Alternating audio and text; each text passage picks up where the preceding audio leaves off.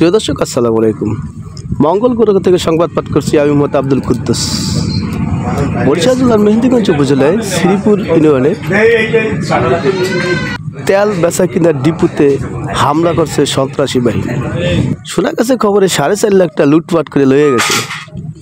আমরা সেখানে সরজমিনে গিয়া দেখি হালার হালা করে মারিয়া কুটিয়া ওই কিরে নাম কি জানি কাজীরা শেখেরা শেখ কি শেখ গাপ্পার শেখেরা মারিয়া কুটিয়া হতায় থিয়া টাকা পয়সা সব লেগে গেছে। হেরা দাবি করছে 4.5 লাখ টাকা দাবি লেগে গেছে।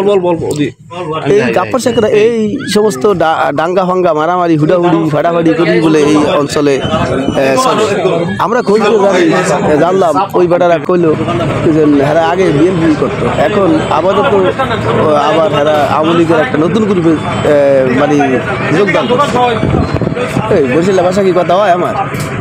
হ্যাঁ আচ্ছা, তার বছরে শুনলাম যে ওই আওয়ামী লীগের এক মহিলা এমপির সমর্থক গোষ্ঠী তারা ঈদের আগে চান্দা ফান্দা চাইছে।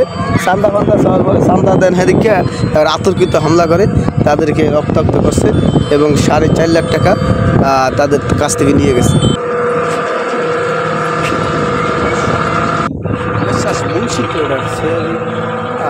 যারা কর্মচারী ছিল তারা জানাইছে তাদের প্রায় 80 লক্ষ টাকার মালামাল ছিল, তার মধ্যে নগদ 4.5 লক্ষ টাকা তারা মারধর করে চলে যায়।